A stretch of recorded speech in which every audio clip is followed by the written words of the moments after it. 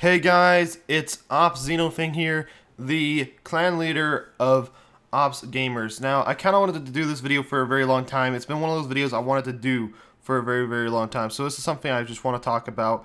It has to do with the clan, my clan. I'm going to be putting this on the website as well as on the main channel or on the clan channel. So I kind of want to go over some of the history, some things required in the clan, and some things that you guys might know not know about the clan. I want to be interested in knowing about the clan. So one thing I want to start off right now is OPS stands for optional playing style. Optional playing style meaning we don't judge players for guns that they prefer to use or weapons they like to use in game.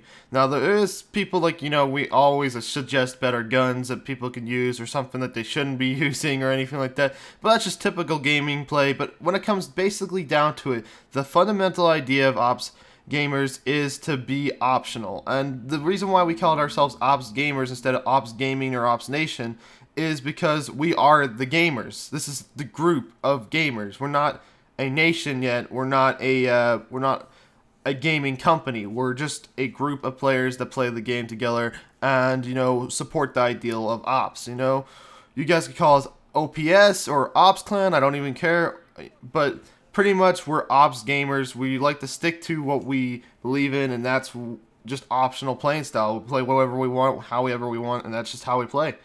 Other than that, the channel itself, the YouTube channel, is Ops Nation. Now, it's not exactly based off of the clan. It's more or less a channel to support the clan in the sense where it's just the clan's channel. It's to show off the other players and stuff like that as a group, more of a nation sense instead of just that single player, which is the ideal of the clan. So I'm kind of just breaking it down for you guys so you can understand why we made the YouTube channel and stuff. So the reason why I mainly made this YouTube channel or Ops Nation is to actually support more of the clan members, not to support Xenofang, me, myself, because I just feel like we need to build up our reputation, and this is just going to be for more or less like introducing new clan members. Like I want the new clan members to make montages to support themselves, and if they have channels or something, of course I can edit everything if they want me to. I just like to support my friends, my clan members as much as I possibly can, and that's kind of the ideal sense of it. Is we're going to make lots of montages on this channel for introducing and total team tages and dual tages alike.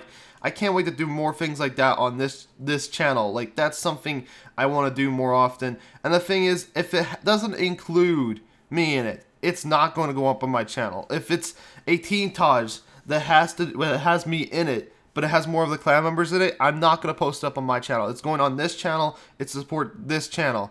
Now, I kind of want to get into some of the clan history because not a lot of people know about the history of the clan and where we actually started off with and how we started off. Now, I would like to say when we actually started the clan around Modern Warfare 2 or Modern Warfare 3. Around that time period, more Modern Warfare 3 than Modern Warfare 2.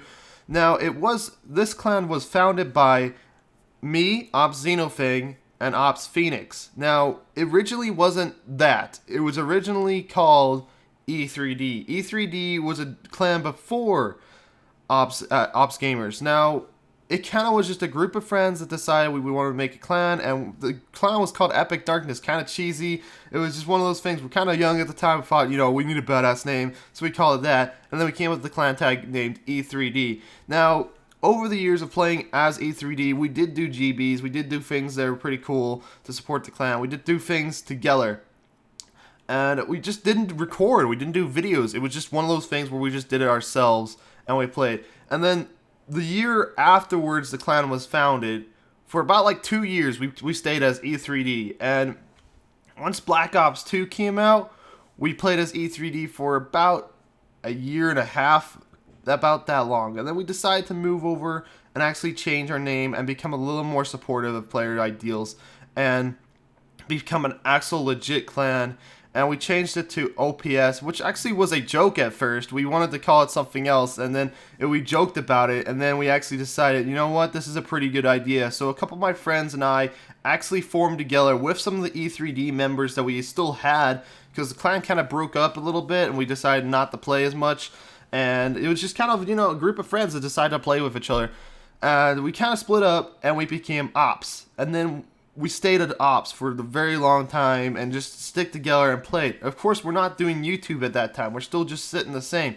And eventually we made a website and we started building up the website and doing things like that. We had a whole bunch of rules, like for instance we had divisions, like 1 through 10 divisions, and then there was division leaders, and that became a little bit of a problem. People didn't like it that way, so we changed it up again, and we're kind of getting to where we are at now, or there's only a few, there's a whole bunch of ranks, and all those ranks actually have supportive ideals to it, or what you can do. And if you guys want to check out the ranking in the clan, you guys can go down low into the rules and stuff, and you can see at the very bottom what actually you get for ranking up, or what happens whenever you get to a certain rank.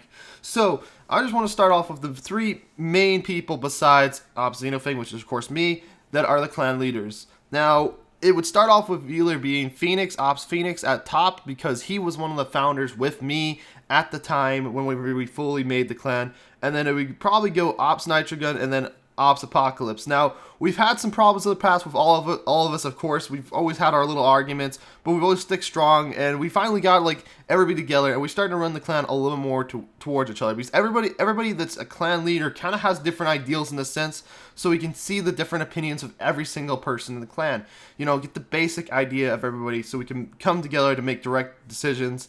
Now, usually we don't go ahead and just straight up make the decisions ourselves. We usually ask the clan members because we like to make it like a little bit more of a democracy in a sense.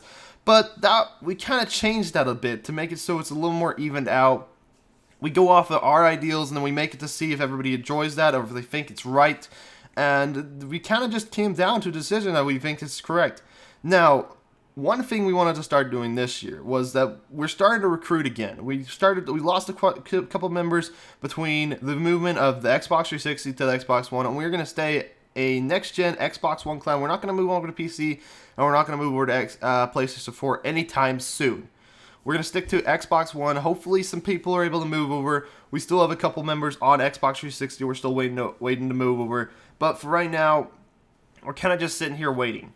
And the idea sense of that is we don't want to stick on one console and stay on an Xbox or a pre-gen. We have to move over eventually, and you're going to eventually lose some players between that. So it's totally fine if we lose some members.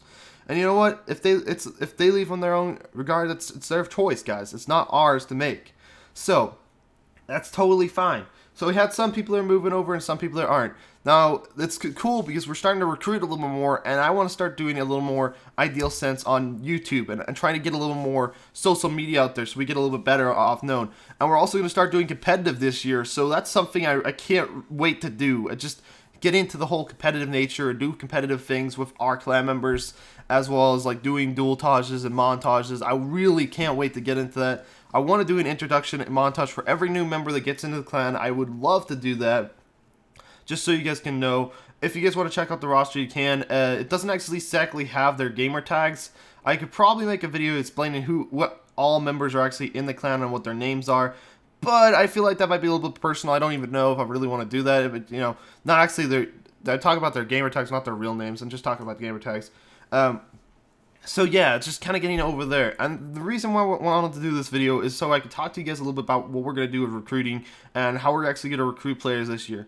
Now, originally in the past, we had a whole set up the system to recruit. And that was the public test, the private test. Now, the public and private tests were completely different between each other because we would do a private test to test out a player's skill against one lone player. And what it was up to 15 kills. 15 kills. The person that was playing against a clan member that was trying out, so a person would try out the player. The person that's getting tried out has to at least get 8 kills on that player. They don't have to win. They just have to get 8 kills alone. But they have to use one gun and one gun alone, or one class and one class alone to show their loyalty and prove that they're actually in. If they do not obey the rules and change their class during the mid-game, they will not be allowed in and they won't be accepted in. And there's also a KD requirement as well as an age requirement. We like to keep it at 15 or 14. I would like to say 15 because we don't want the young crowd in the clan. And we're also doing like a public test where you at least have to get a 1.0 KD ratio or play highly objective. Now, what I mean by like highly objective, if you play Dom, if you go negative, but you're at the top of the leaderboard showing that you know what you're doing, capturing those flags and defending those flags, it shows that you weren't just sitting there trying to get kills. You were trying to play the objective. Now, if we are playing objective game mode and you actually do go positive and you are doing really good as a killer player, then we see what you actually are. Are you an OBJ? Are you a Slayer? Are you an Anchor? Then we get to see what type of player you are. And that's kind of the idea with the public test. So that's kind of the two main tests that we would usually do in the past. Now, we're not going to be doing exactly that this year. We're going to be doing that a little bit, but there's something I really want to do. And I kind of want to recruit more people that are doing YouTube and doing things with their YouTube channels. And this is kind of an idea sense to recruit those members and get those things recruited. So what I want to say is, if we're recruiting the person, they still have to have the age requirement and probably the KD requirement, which would be a 0.8 or a 1.0. We like to keep it at exactly 1.0. If you don't have a 1.0, it's okay as long as you get the stuff we're requiring, you know? So, in order to be required to actually join the clan, you have to have at least a YouTube channel, you know? We want you to be working on your YouTube, we want to be doing daily posting. I'm not talking about recording with a little cell phone pointed at your TV. That's not exactly going to work out. I'm talking about having a capture card. It doesn't matter how well your mic quality is as much as it was in the past. I kind of just want to you to be recording, showing off your skill, talking with clan members, playing with clan members, just doing things with the clan. And also, I want people to be recording first so we can do dual montages. Now, like I said, I want to do more things with clan montages and stuff like that. I would like to say we're kind of a feeding clan, but we're not a trick-shotting clan. We probably never will be a trick-shotting clan. Feeding clan, but not in the sense of just sniping feeding. I'm talking about just feeding and regular, just like going out there and getting clips of really cool guns or whatever. Just regular guns. That's why OPS is OPS, optional playing style. Now, like I said, every event in the clan is optional. So if I shout out and told everybody in the kick chat that we're doing a whole thing for, what is it? We're doing a whole thing for just getting montages this week. They don't have to actually do those montages. They don't have to go out and get clips. We don't even have to use their clips. If they don't want to use those clips, we don't have to. So that's kind of the idea sense there. We'll just do things together as a team. And if they don't want to do it, they don't have to. But requirement standard point, I would like to at least have everybody in the clan have a montage introducing themselves so we get to know that player as that player, so you guys can see what they use primarily or what their main thing is for Black Ops 3.